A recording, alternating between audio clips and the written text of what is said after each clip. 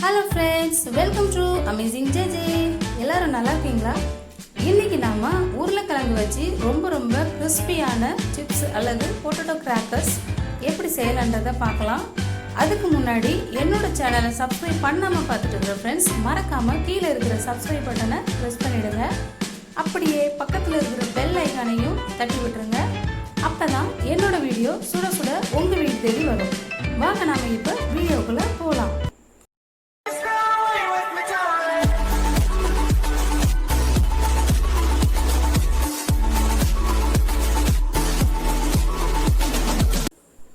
ஒரு cup cornflour powder அல்லட்டா அரிசி மாவு, வறுக்காத அரிசி மாவு, இதோட அதே அளவுக்கு உருளைக்கிழங்கு அவிச்சிட்டு நல்லா ஸ்மாஷ் பண்ணி எடுத்துருக்கேன். ஒரு மேஜை கரண்டி உப்பு, ஒரு மேஜை கரண்டி வத்தல் பொடி, இது எல்லாத்தையும் நல்லா கலந்து விட்டுக்கலாம். இப்போ இந்த உருளைக்கிழங்கு மாவு, வத்தல், உப்பு எல்லாம் எல்லா இடமும் படுற மாதிரி நல்லா பிசைஞ்சு எடுத்துக்கலாம். இப்போ இந்த மாவு நல்லா உதிரியாக பிசைஞ்சாச்சு. இதோட கொஞ்சமாக தண்ணி சேர்த்து நம்ம கட்டியாக மாவை பிசைஞ்சிக்கலாம். ரொம்ப தண்ணி தேவைப்படாது, ஏற்கனவே உருளைக்கிழங்குல தண்ணி இருக்கும். அதனால் கொஞ்சமாக தண்ணி சேர்த்து மாவை பிசைங்க.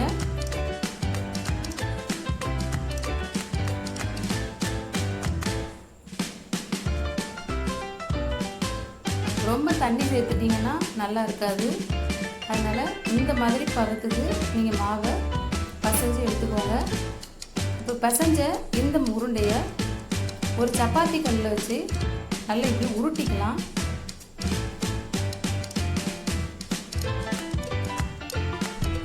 நல்ல நீளமாக நான் இதை உருட்டிக்கிறேன். அப்போ தான் உள்ளெல்லாம் நல்லா வேகும். அதுக்காக தான். ரொம்ப தடியாக இருந்தால் வேகிறதுக்கு ரொம்ப டைம் ஆகும். நான் இப்போ இதை நல்லா நீளமாக உருட்டிக்கிறேன். பாருங்கள், நல்லா நீளமாக உருட்டியாச்சு. இப்போ இதை நான் ரெண்டாக வெட்டிட்டு இதை வேக வைக்க போகிறேன்.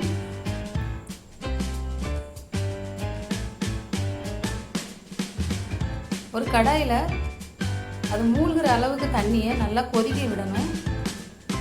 தண்ணி நல்லா கொதிச்சதுக்கு அப்புறமா நம்ம ஏற்கனவே உருட்டி வச்சிருக்கிற அந்த மாவை இதில் வேக வைக்கணும். மிதமான சூட்டில் 30 நிமிஷம் நம்ம இதை வேக விடணும். 30லேருந்து 40 நிமிஷம் வரைக்கும் ஆகும். வெந்ததுக்கு அப்புறமா இதை ஒரு 3 மணி நேரம் ஃப்ரிட்ஜில் வைக்கணும். நான் இதை எடுக்கும்போது உடஞ்சிருச்சு, நீங்கள் கொஞ்சம் கவனமாக எடுங்க. 3 மணி நேரம் ஃப்ரிட்ஜில் எடுத்ததுக்கு அப்புறமா இப்படி மெல்லிஸாக ஒரு ஸ்லைசரில் ஸ்லைஸ் பண்ணி எடுத்துக்கலாம்.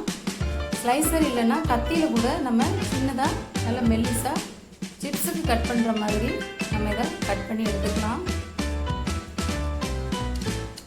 பாருங்கள், இது மாதிரி கட் பண்ணி எடுத்துக்கலாம்.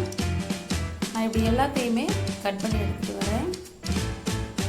பாருங்கள், எல்லாத்தையும் கட் பண்ணியாச்சு. இப்போ இதை நல்ல சூரிய வெளிச்சத்தில் காய வைக்கணும்.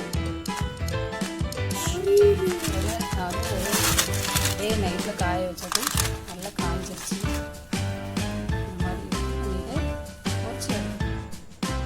இப்போது நல்லா எண்ணெய் சூடானதுக்கு அப்புறமா நம்ம ஏற்கனவே காய வச்சிருக்கிற அந்த உருளைக்கிழங்கு சிப்ஸை நீங்கள் இதில் பொரிச்சு எடுத்துக்கலாம். உங்களுக்கு பார்க்கும்போதே தெரியும் எந்த அளவுக்கு முறுமுறுன்னு இருக்குது. பாருங்கள், போட்ட உடனே அழகாக மேலே எலும்பி வந்துருச்சு.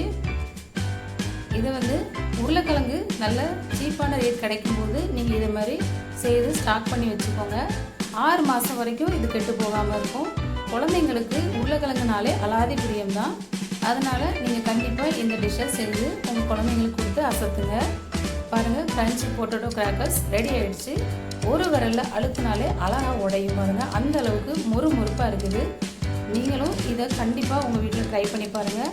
இந்த வீடியோ பிடிச்சிருந்துச்சுன்னா லைக் பண்ணுங்கள், கமெண்ட் பண்ணுங்கள், உங்கள் ஃப்ரெண்ட்ஸுக்கும் மறக்காமல் ஷேர் பண்ணுங்கள். சப்ஸ்கிரைப் பண்ணாமல் பார்த்துட்டு ஃப்ரெண்ட்ஸ், மறக்காமல் கீழே இருக்கிற சிவப்பு கலர் பட்டனை ப்ரெஸ் பண்ணிவிடுங்க.